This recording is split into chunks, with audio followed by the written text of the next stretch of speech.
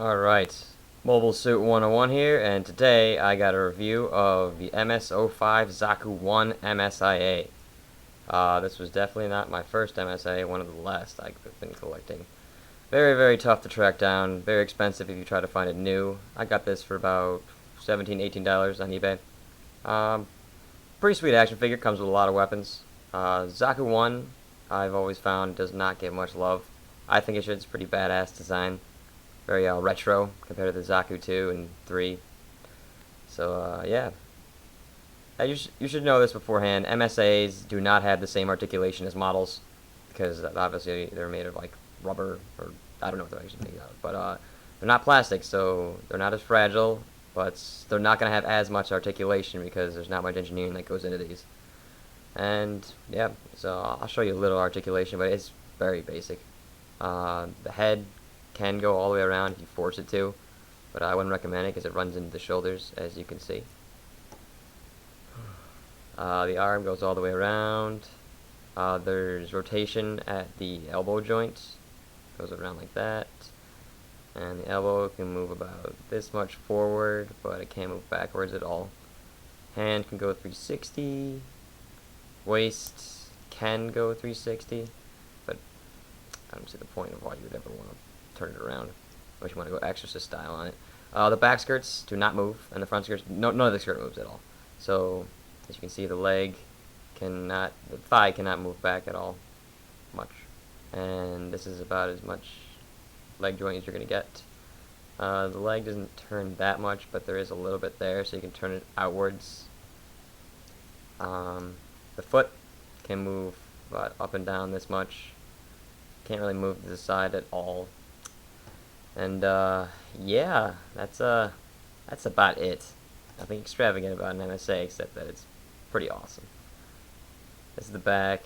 It's pretty normal. You can see here it has 2001 China on the back. 2001. This thing's old. Alright, let's go into the weapons. So, we've got standard bazooka, machine gun. This little thing comes off. No, it doesn't. Then they have a very different bazooka, different machine gun. For some reason, they put the ammo pack on the side. It's a very weird design, but I mean, why not? Then it has a little grenade launcher thing. So yeah. And you got your heat hawk. Has a little connector right here that can go into either side of the skirt. Wait, nope, I lied. Only on this side. So it just goes in right there. Just like that. Nice little fit. And let's see, can the shoulders come off? They can. Yep, the shoulders can come off. It's probably for if you want to replace them with these little spike armors. But for some strange reason, this one cannot go on the side, because that would look really sweet if you could put that on a Zaku 1. But this is meant for it to hold. Mind you, this is a used figure, it's not mine, so if it can't hold the stuff in its hand, it's not my fault. All my figures can. But, yeah. Guess it's supposed to hold it like that. That's kinda cool. Alright. It can hold each of its weapons pretty well, because the hand it's pretty spaced out, but it has like a little index finger, so it goes out far enough for it to fit in the finger hand.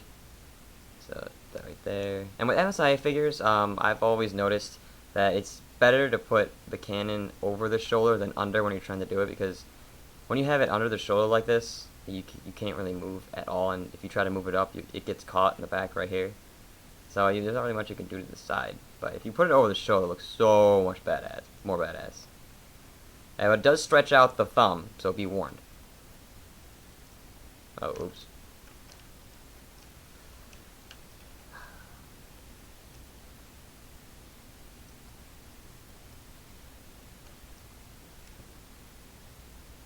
Huh. Guess I was wrong. I always remember it being cooler over the shoulder. I think that's for the larger cannons that come with the DOMs. Is that what I meant to be talking about? But yeah, Fits in its hand fine. Now for this one, it has one of the dumb things I've always noticed about MSA is they leave you the little hole in the guns, but it doesn't really work that well because on the hands there's plastic webbing, so you can try and fit it, but it's only gonna go so far because it gets stopped by the plastic. So it doesn't really, it's never really made any sense to why they actually have these like holes in the handle, because it just doesn't fit well. Unless you have like a hobby knife or something, you can cut into it. But yeah, it holds it pretty well. And you could probably get some double machine gun action going on here.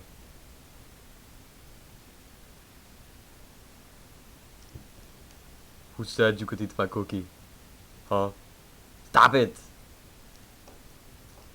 Heat Hawk, since now the hand is stretched out a little bit, you want to make sure that whenever you have a MSIA and is trying to hold a beam weapon or a Heat Hawk, make sure you put the thickest part of the weapon in its hand.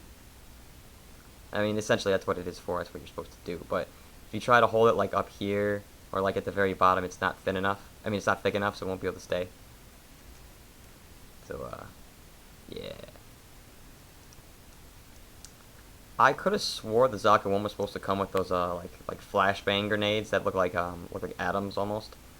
But I'm not entirely sure. I'd have to go look. Let's see. I forgot about this weapon. Wow, that's horrible.